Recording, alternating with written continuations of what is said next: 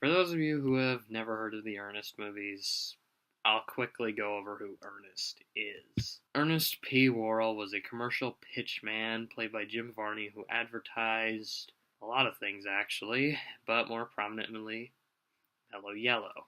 They call me Mellow Yellow, quite rightly. Eventually, somebody decided to give this character some movies. Ernest first appeared in a movie called Dr. Otto in the Riddle of the Gloom Beam, which was some bizarre sci-fi comedy about a villain with a hand growing out of his head. I've never seen it. The first actual Ernest movie was Ernest Goes to Camp in 1987. The film was a box office hit and spawned a long line of sequels, including Ernest Saves Christmas, Ernest Goes to Jail, Ernest Scared Stupid, Ernest Goes to Hell, Ernest vs. the Pope, Ernest Goes to the Beach, and Ernest Doesn't Go to the Beach. I am not reviewing any of the Ernest movies that I just mentioned.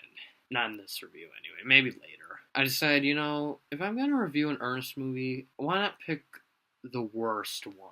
I decided to go with Ernest Goes to Africa. This was one of the later Ernest movies. It was the second to last one. This was when Ernest started going downhill after they started releasing the movies directly to video stores after Ernest Rides Again was a box office failure.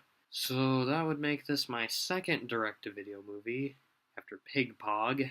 Honestly, though, the Ernest movies were always really low-budget films, so it won't change much, will it? Not for the worse, I hope. Anyway, let's pop this sucker in. Or watch on YouTube like I did. Maybe if I enjoy it, I'll buy it.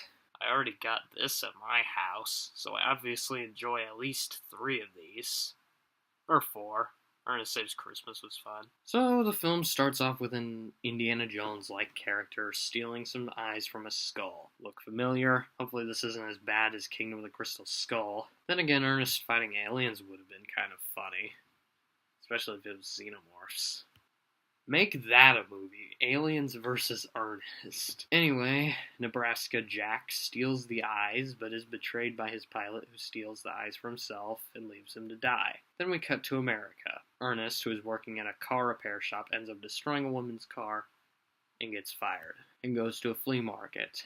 He ends up finding the eye jewels from earlier there, because the pilot from earlier hid them there. The pilot gets chased by 2 henchmen and cornered, but the henchmen are taken out by a man named Thompson and his bodyguard Bazoo. Then we get a surprisingly dark scene where they threaten the guy into telling them where the eyes are. They then kill him by dumping snakes on him.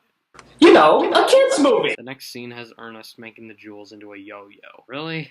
I didn't know you could make valuable jewels or artifacts into yo-yos. What's next? Indiana Jones makes the Ark of the Covenant into a sandbox? And speaking of dark, there's another scene where Ernest accidentally breaks his fishbowl with his yo-yo skills. Where does he put the fish? It was synced, of course. He turns the water on and the fish goes down the drain, and as if that wasn't bad enough, he mistakes the switch to the garbage disposal unit as a light switch, thus shredding his poor fish up. For kids! What is this, Grinding Nemo? That's actually really depressing. Was that supposed to be funny? I mean, it feels so out of place in an Ernest movie. Only 20 minutes in, haven't been to Africa. Could an Ernest movie be any more boring? Boring, this is so boring, this is so boring, get to the show. Well, okay, other than those dark scenes which are interesting for the wrong reasons, what's this movie rated? Apparently it's PG. I guess as long as the violence is off screen, there's no language or nudity, your movie is for kids. Actually, you're going to tell me Indiana Jones was PG. Oh, come on! Anyway, he gives Renee the yo-yo, but she turns him down for a date again, saying he's not adventurous enough. Now, wait a minute. You're telling me a guy who saved a camp from being demolished, helped Santa save Christmas, escaped jail, and the electric chair, apparently, and stopped trolls from taking over a town isn't adventurous enough? He's accomplished more than I have. If he's not adventurous enough, who are you looking for? James Bond?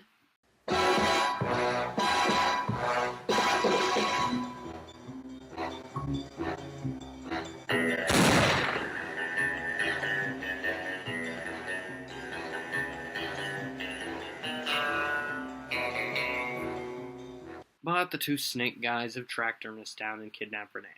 You get a cringeworthy scene where they try to torture her to get information, which is painfully unfunny. The bad guy then calls Ernest and asks where the guys are. There's a few bad jokes, and then they finally end up in Africa. Half an hour into the 90-minute movie. Already half an hour in, and I'm bored. Then we get to the racism. Ernest disguises himself as an African man named Hey You. Sadly, this is one of the funnier scenes in the movie, even if it is extremely racist. Hey You is the funniest part of the movie for the wrong reasons. How did they get away with this in an Ernest movie? Then he disguises himself as Auntie Nelda, one of his more famous disguises. Does he just always carry around that costume wherever he goes? He goes into a closet, so I assume he just found it in there. It's just a coincidence it happened to be the same disguise he wears in all the other Ernest movies. Yet again, it's one of the only funny scenes in the movie. Too bad the rest of the movie has been so deadly boring. I'm so bored. So very, very bored. I'd rather watch a bunch of cupcakes sing a merry song and then go surfing on a door. It's so dull. There's nothing to say. Anyway, the rest of the movie is just them being chased around Africa by the bad guys. More stereotypes abound. The biggest problem with this Ernest movie is it feels mean-spirited. There's dark humor in there, which does not fit at all. Ernest Goes Stupid had some dark parts in it, but it was a Halloween movie, so it had an excuse. This doesn't.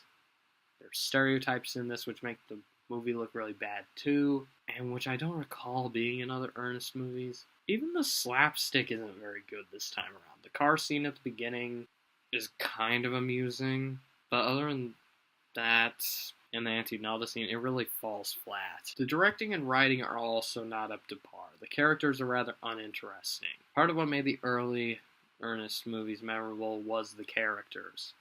Chuck and Bobby aren't in this one, and neither are any other recurring characters, except Ernest and his disguised Auntie Nelda, I guess. Jim Varney does what he can, but not even he can save this one. The other performances are bad, with most of them going through the motions. I'd forgive this if the movie just wasn't so boring. And one of the worst things a comedy can be is boring. Now I am bored out of my mind. If you're an Ernest fan, or want to watch the Ernest movies, this is not one of the ones you start with. Watch Goes to Jail, Saves Christmas, or Scared Stupid. It's definitely the worst Ernest movie. The only one that comes close to being this bad was Ernest in the Army, which was also really boring. That was actually surprisingly hard to sit through, and I usually like Ernest movies. You see, what made the better Ernest movies work was there seemed to be a passion and charm behind them. They weren't good movies per se, but they were very, charming. They were cheesy, but charming. And that passion and charm is just not here. And the first 4 Ernest movies did that just fine. This one did not. It has an undertone of harshness to it that just doesn't feel right. And the plot just seems forced and stolen from other, better adventure movies. Well, I guess I shouldn't have expected much from a movie titled Ernest Goes to Africa. I guess when you make that many sequels, not all of them are going to be gold. Or silver. How does Ernest survive the electric chair? He seems immune to a lot of things, really. He is, because he gets shot at in Ernest Goes to Camp. He survived some kind of construction vehicle at one point. And he floats. He levitates when he gets electrocuted too much. I'm lighter than air. And also, Ernest survives a bomb.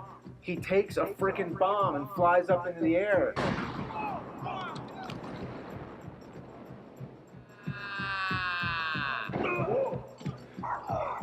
So is Ernest some kind of god or something that he can just do all these things? He can survive bombs, he can survive guns. What is an Ernest, you might ask? He's immortal.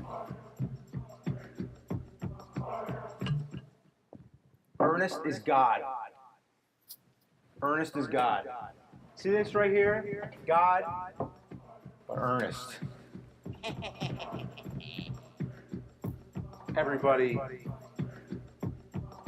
all hail Ernest.